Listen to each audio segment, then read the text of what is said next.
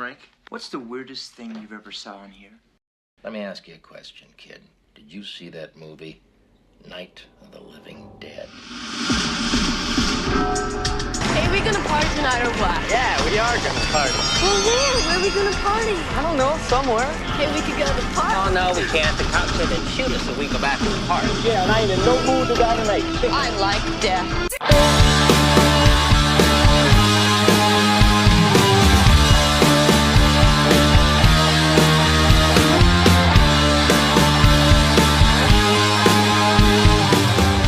Greetings, ghouls, and welcome to Minute 25 of Do You Want to Party? The Movies by Minute podcast of the 1985 groundbreaking horror classic, The Return of the Living Dead.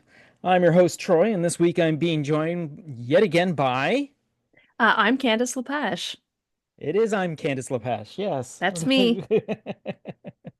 I can introduce myself however I want. You could totally do. You could totally do that. Yeah. That's what the setup's all about. So Yeah. You didn't give me grammar rules. No, exactly. I still like the fact that some of the people that have been back a couple of times still always like wait a beat and then realize, oh, right, I'm supposed to say my name here, sort of thing. All right. So we're going to start with minute 25 that begins with Freddy having a shelf dropped on him and ends with a dejected Frank expressing his disapproval.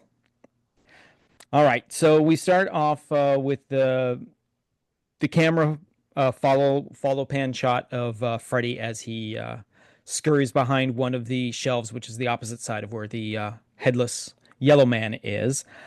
His eyes are all bugged out and surprised with this situation. As he gets to the end of the aisle, the shot shifts to behind Freddy, where a not Tom Matthews Freddy is... a very dark-haired, not Tom Matthews. Yeah.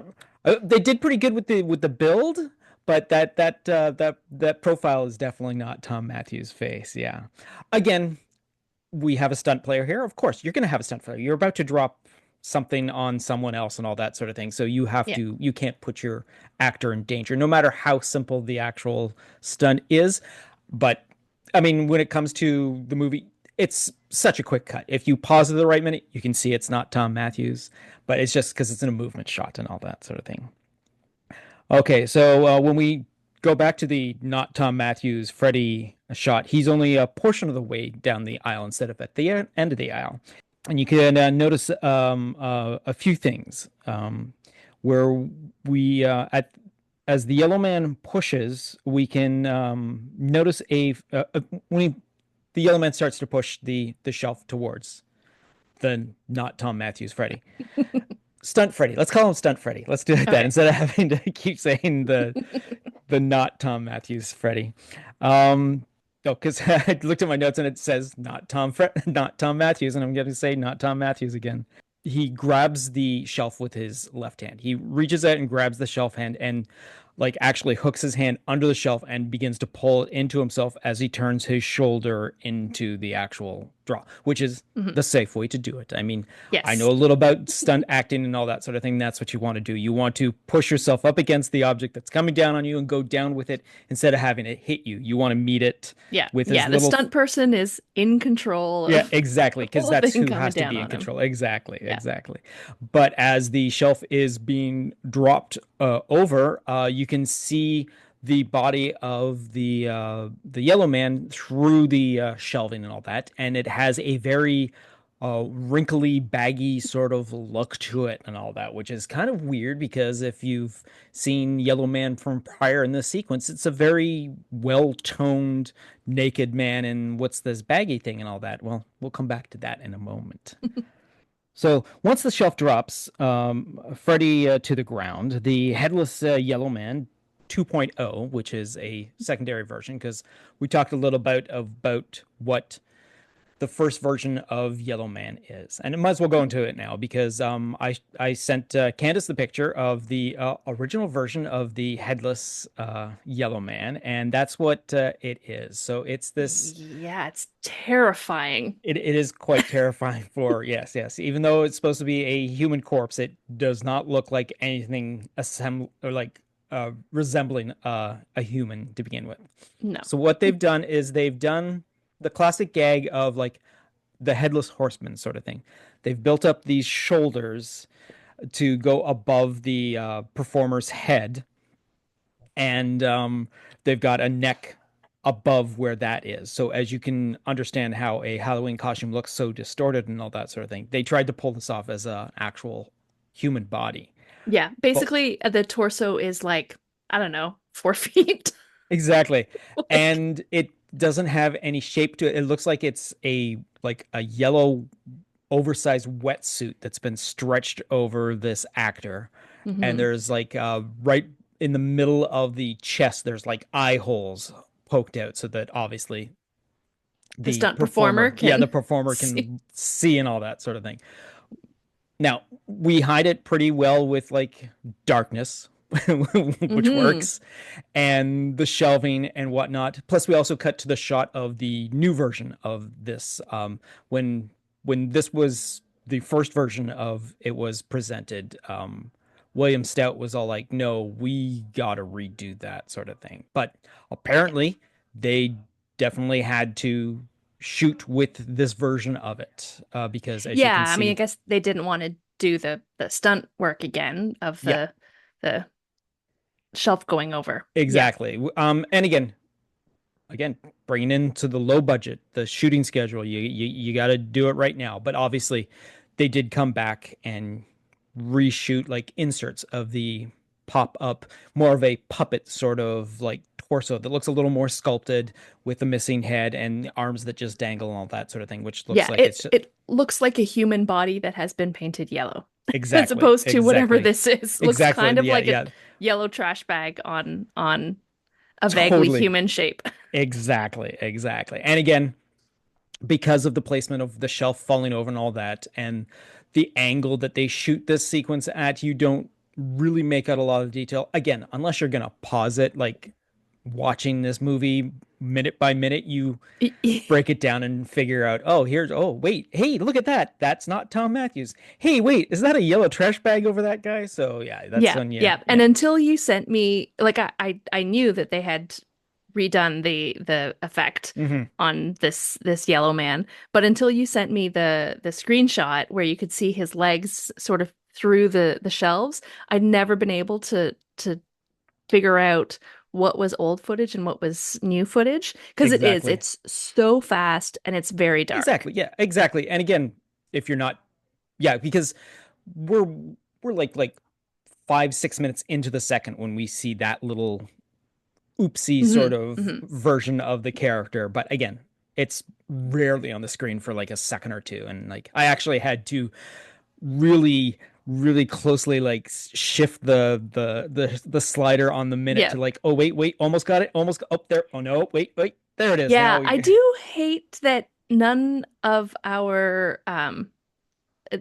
devices or streaming services or anything will do like frame by frame anymore. Like you yes. can't just pause something and then just No. advance frame by frame, and it's very frustrating. It is. It is actually kind of you can pause it and then you can slow. Some allow you to do a slow-mo, but it's not really as yeah, Yeah. exactly. Yeah. So yeah, so once the shelf drops on Freddy to the ground, the headless Yellow Man 2.0, like we said, pops up and does a little bit of a comic comedically little bit of a pop up. It does like a puppet sort of thing. Up, it turns left, turns right, and then that's it. Yeah. Again, It's almost like a Kermit flail. you know what it is because the arms are not actually like They're kind of flailing, but yeah. not like Kermit. No, I no, no, mean, not a no, not a arms in the air sort of like Kermit thing. No, yes. Um, so then Frank continues to scream because we have an insert of James Karen here doing a full on like sort of looking face. Frank continues to scream at the as the now back to the fallen unit, the trash bag headless yellow man stumbles its way through the new opening.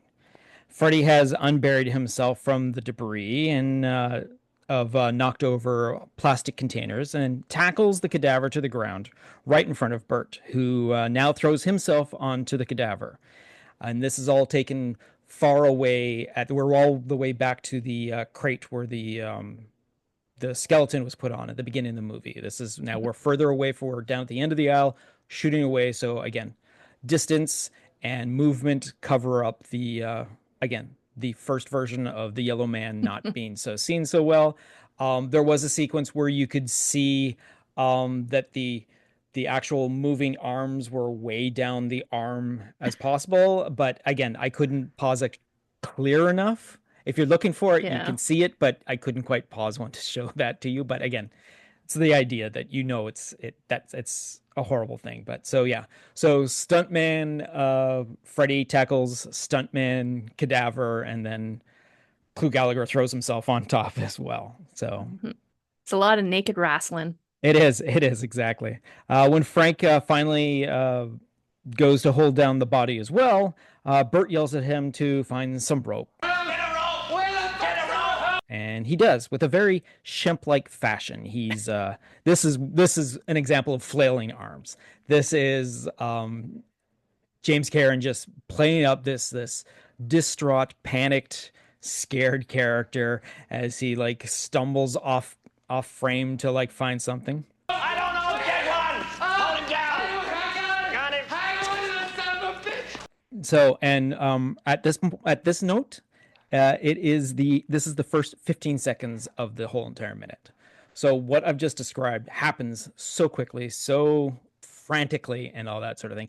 It's again quick cuts in between shots and all that sort of thing, in between like angles and whatnot. And so again, it flows nicely. If you don't pause it, you're not going to see any of the stuff that I just pointed out. Yeah. Because of the nature of this podcast, that's what you do. You break down and analyze a movie minute by minute. And when you see something like this, you definitely have to point it out. Yeah. I mean, how else are you going to do a 20 to 30 minute long episode about Exactly. 1 minute of about 1 minute. film? Yes, exactly. And again, it actually kind of knowing what the thing actually looks like in real life with the a few pictures that still survive of it. It's kind of funny to see that they actually did use that, and that there's an example. Look at the baggy skin and all that sort of thing. I mean, it was a toned naked yellow man running right at Clue Gallagher and all that sort of thing at a couple of minutes ago, and now we have this yellow trash bag being tackled to the ground. All right. So Bert barks orders. Frank finally returns with an armful of rope, and it's just like a mess of rope in his arms that he like hops back into frame and all that. He steps past the still animated head pinned to the floor by the pickaxe. Its jaws soundlessly opening and closing, and its eyes and brow also move. Freddy and Bert still have the body secure. Its foot still kicking. As the hog tying begins, the trio start discussing the situation and why it didn't go as they believed it would. Christ, it ain't dying! I thought you said if we destroyed the brain, it'd die. It worked in the movie! Well, it ain't working now, Frank. You mean the movie line? Once convinced the cadaver isn't going anywhere, they all stand up and move away from the body. The head still soundlessly moving as the held together legs frantically kick about, arms now clearly secured behind its back. Again, nice positioning of where the actual animation, the animated head is, blocking the view of where your performer now laying there hogtied. You can't see his actual head, so it's just beautifully angled. I mean, Yeah. yeah. And I will say this, 15 to 20 seconds plus the minute before, any of this would have been a great opportunity for some male nudity, on screen. Yeah, exactly. Yeah. But yeah. no, we just don't play in that world. And again, I believe you and I have discussed this sort of thing. It was the time. It was, you might get I'm trying to think. No, we don't even see like the butt of this guy, do we? No, we don't. Like, no, there's nothing. no, we do. We do when they have to pull the cadaver off, when he's still got his head and all that sort of thing. We do see his butt when they pull him, when he leaps onto Bert, knocking into the skeletons because, well, Bert's the only non-zombie in the room, sort of thing. So, yeah. So No dangly bits though. No. Oh my God! In the mid '80s, no, there'd be no dangly bits. Yeah. What, you want an R rating for this movie? Right? Well, I don't know why full frontal female nudity doesn't offer you an R rating, but No, no, but again, we know how the full frontal female nudity went for this movie too. true, So there were no dangling bits there no, either. exactly, exactly. Now we're Okay. looking at Yep. two very sick gentlemen. Yes, we are. And this is actually a fantastic sequence to realize how much more sickly both Frank and Freddie are looking. I mean, the especially James Cameron's face. Yeah. His especially his eyes. His eyes are getting that red, puffy, like especially in the inside of his eyes and all that, looking fantastic and all that. Uh, Yeah, yeah, I would say like James Cameron looks like he's made his face ashen, yeah, whereas Tom Matthews looks like he's been made up to look sick. exactly. I was just about to say. I mean, Tom Matthews does look a little worse for wear, obviously, than when we first met him at the beginning of the movie and all that sort of thing. But he is very glossy. He is very Mhm. sweaty and all that. He's starting to now show the perspiration that James Cameron has had for the past like 10 minutes Yeah, from his recovering shirt from is yeah, exact. soaked. Oh yeah, yeah, yeah. And again, because of the color choices of the outfits, the dark green of Freddy's outfit doesn't show so much, but you can see because the light hits the glossy sweat over his arms, and he Mhm. really is shiny and all that sort of thing. Yeah. But again, he's also a young actor that probably won't be showing because of James Cameron's age. It's his exhaustion shows a lot more on his face because he can do that. His Yeah. face is older. I mean, it's just because he's an older actor and his weathered face shows it a lot more Mhm. easily than the baby face that Tom Matthews currently has. Frank, looking angry and sounds panicked, questions the next step. How are we gonna kill him? Freddy proposes that the thing can't be stopped. Maybe you can't kill him. Maybe he won't die. Frank, for some reason, gives a gritted fist growl at the thought, and then Bert realizes that he actually might be correct. He steps forward, and after once again fingers through his hair, comes up with the next step: complete destruction. Well, then we just gotta destroy it completely until there's nothing left. Frank suggests acid with a voice that sounds promising. Acid! Freddy questions what type would do the job. What kind of acid will dissolve a body? Frank taps at Bert's arm, and then Bert mentions a type, Sulfuric acid, maybe. and then another No, no. Aqua regia. That's stronger. That's better. that should work better. Always the pessimist, Freddy considers it not completely working, leaving something behind. But what if it doesn't dissolve everything, like the bones? The realization of this drops over Frank's face as he starts to whine his disapproval. And that's where we end this particular minute. Yes. Yes. Yeah. God, the screaming, the whining, the Yeah. moaning. It Yeah. it really I want to say it reaches a peak here, but it's kind of like it reaches a peak and then maintains that peak He for does much of keep the it for rest of yeah. the movie. Yeah, yeah. I mean, basically up until they actually leave the Unita. Once they leave Unita, the warehouse, I think the progression of the characters change, quote unquote change, Yeah. takes over a lot more. So they don't become as until the last minute when they're about to flip that switch to now we are right because Mhm. when I mean again spoilers, but you've seen the movie, you know what's going to happen. Why you're listening to a podcast about this and you haven't seen the movie and you're Could you imagine? 25 minutes into it? Yeah. Someone was just watching like 1 minute at a time every week. Listening Oh, 1 minute Lord. at a time to like, yeah, exactly. You know what? 90 minutes and the movie's over. I mean, it was so much, and it was so much more entertaining. Come back to us after watching the movie. That's what this is all Yeah. about. Yeah. So yeah, it's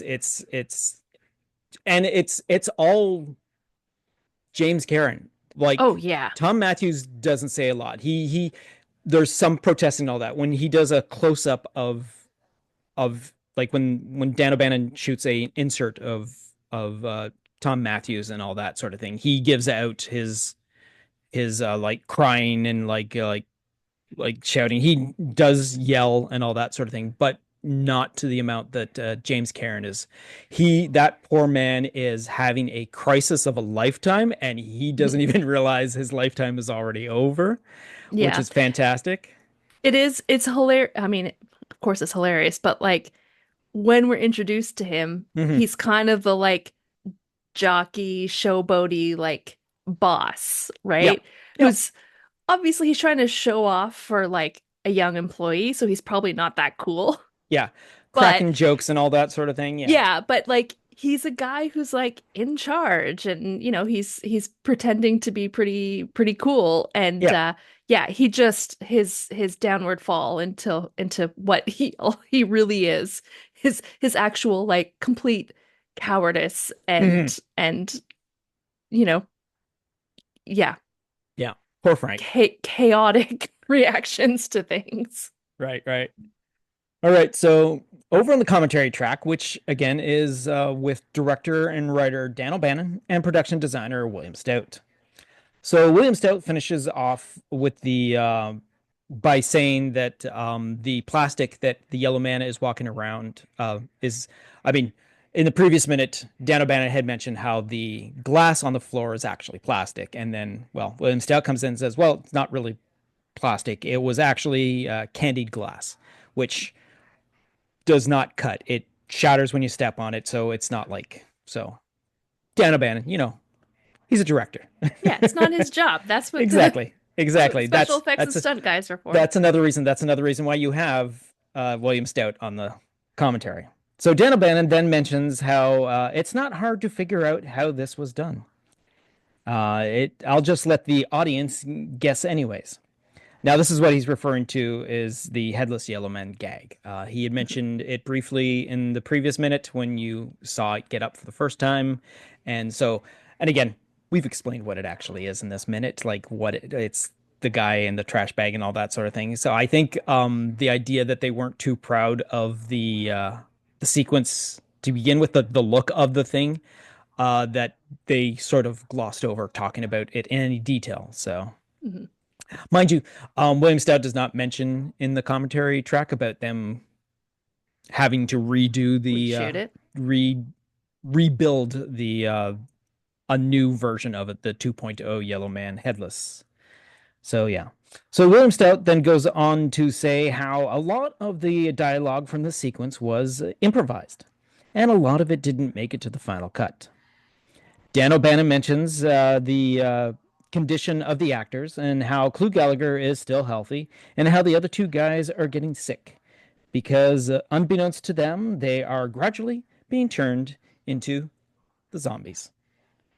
So that would be the end of that particular minute for the commentary track. So yeah, and again, like it's like I said before, I think because what in the previous week I talked about how I discovered a blog post on William Stout's website about this particular minute. It talks about what they went in. They showed his preliminary like sketches for Yellow Man, what he should look like, and all that sort of thing.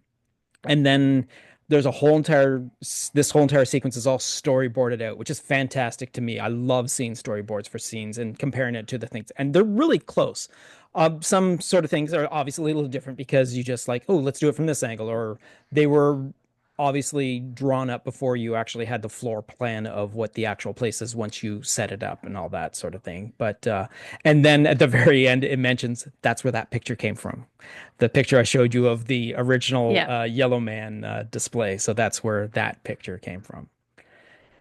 All right. So, according to the script, which is again a story and screenplay by Dan O'Bannon, and this is the revision from October of 1983. And again, it's based on the story and screenplay by John Russo, Rudy Rickey, and Russell Steiner. The previous minute, this is just a single page for this 1 minute. So, a lot happens in a really short amount of time. So, The body takes off running, croaking like a headless chicken in a barnyard. The immediately smashes into something, falls down, but it gets back up and starts running around blindly. The three men take off after it and tackle it. They jump onto it and hold it down. Frank, rope, rope, get rope. Freddy runs off and comes back with with one. Quickly, they tie the struggling body. Frank, Christ, it's not dying. Bert, I thought you said if you destroyed the brain, it dies. Frank, it worked in the movies. Bert, well, it ain't working now. Freddy, you mean the movie lied? They look at the they look at the head, still nailed to the floor by the axe. It snaps and snarls silently. Frank, how do we kill it? Freddy, maybe you can't kill it. They're staring at each other, consider the implications. Bert, we'll have to destroy it completely until there's nothing left. Frank, acid. Freddy, what kind of acid will destroy your body with? Bert, sulfuric acid should do it. Better yet, aqua regus. Frank, what if it doesn't dissolve everything? Like the bones? Bert paces around the room, runs his fingers through his hair. And that's where we end that from the script. So obviously, a little bit of a difference between script and whatnot. You don't really have the. I mean, if you were able to show off the yellow man, the headless yellow man, a little better, I'm pretty sure you would see more of it, like stumbling, falling down, getting back up, and all that. But now we just like, oh, let's hide it behind shelving and make it all chaotic and all that sort of thing. So, yeah. And again, don't know why the difference between hey, Freddy goes off to find rope because he knows exactly where rope is in the Yeah, in he's the been there warehouse. 5 hours. Exactly.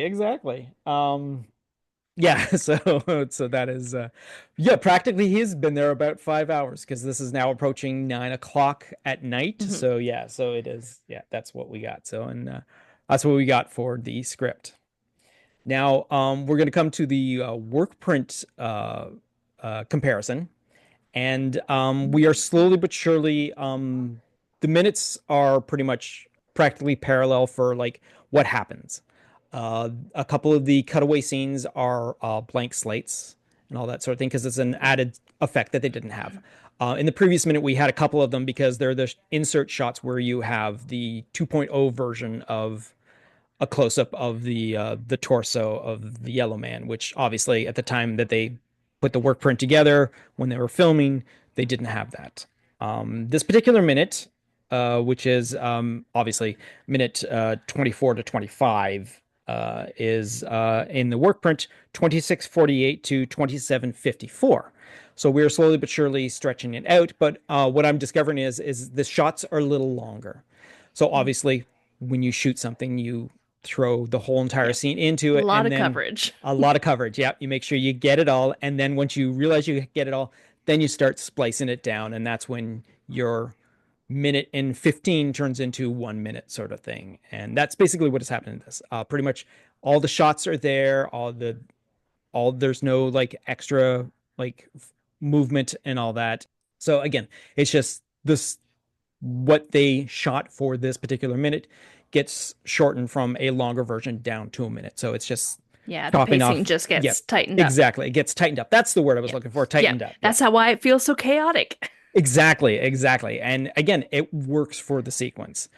It's even harder to see in the work print any of the details because it's just like dailies that are scratched up and faded, and the colorization has gotten so dark and whatnot before it got digitized to the version that I'm currently using. So it's just unfortunate that it's not a crisp, but they just use the negatives from the work print that they then have a straight out version to make the final print. And that's what we got for this particular minute. You got anything else you want to say about this particular minute, Miss Candace, before we go? Yeah, not really. I mean, we sort of talked about like how chaotic it is, how it Yeah. kind of reaches the peak, like um rewatching this minute, especially without any of the like, you know, movie before it or after it was just like, oh God, I forgot how much yelling is happening. Yes. It's like I needed it's hard to just watch this 1 minute just straight. That is, You're like, that is a I'm little just bit of a not torture. in the like in the narrative for just like a whole lot of yelling. Yeah, exactly. This is basically all action, no story, which Yeah. is phenomenal and all that sort of thing. But yeah, I mean, again, it's a great next step in this evolution of what happens in the movie. I mean, it's great. We're figuring it out. The audience is becoming informed of what is really actually happening, which is kind of cool to discover at the same time as the characters. Like there's And I no do feel like, you know, a person watching really closely might start to wonder, like, oh, they're starting to look a little, ugh. But it could just be the situation. But I think by the end of this minute, when, they're done wrestling and they come up, you're just like, oh, there's something going on here. They definitely look worse for wear. Exactly. Yeah. And again, because they're so perfectly lit as well that you can definitely see there is something wrong with Frank. Freddy seems to be a little worse for wear from when we first met him as well. So until you actually sit down and study, I'm like, wait, what's going on? But I think, and you're right, it's sort of the eyes, because especially even with Freddy too, he's starting to get like black bags under his eyes, and that's what really is sort of like, oh, okay, he's not just like, this isn't shock, this isn't like, he's not sweating a lot because he just wrestled a dead guy. Yeah, exactly. Like there's literally some like death going on around his eyes. Exactly. Yeah. All right. So thank you once again, Miss Candace, for joining me on this adventure. And I'd also like to once again thank the audience for joining in. It's always really fun to see that the numbers are just creeping up slowly but surely. Extra plays every single week, which is kind of neat. And it's always fun to see earlier episodes the numbers start going up in there, because someone's just started the journey. Yay. So hopefully, thanks if you're getting caught up now. Thanks for joining me all this way. And hopefully I'll have you back soon again, Candace, because we're coming up on some major plot points coming up. And we're about to get to the very top of this roller coaster on the first hill, and it's about to be nonstop.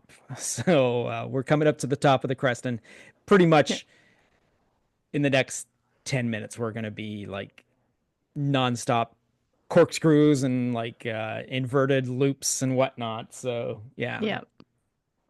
All right. So I don't have anything else to say. You have anything else to say, Miss Candace? Sure.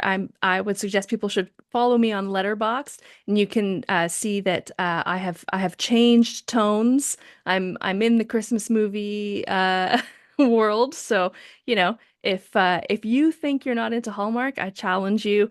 I'm watching every single movie, so you can, follow along with that. And this week on Friday, we're going to release the new episode of the End Credits radio show that I do, where we're going to be talking about, the last few things of the year that we have to see before the year ends. Not necessarily things that are coming out, but throughout the year, what have we missed? What are we still waiting to get to? And then reviewing Wicked, which, sounds like it should be a horror movie, but it's not. Ooh. We might have to talk about that off camera. All right. So once again, thank you, Candace. Thank you, audience. And I got nothing to say except for see you next Wednesday. You've just been listening to a Planet Geek production of Do You Want to Party? A Movies by Minute podcast of the 1985 The Return of the Living Dead. Please be sure to subscribe, download, comment, share, rate, and review. Be sure to follow us on our social media platforms: Facebook, YouTube, TikTok, Tumblr, or Letterboxd. Search for Planet Geek Productions. X, former Twitter, Instagram, and Blue Sky. Search for Planet Geek Pod. or send us an email to planetgeekpod@gmail.com. Our closing music is provided by Night Chill. See the show notes for more details.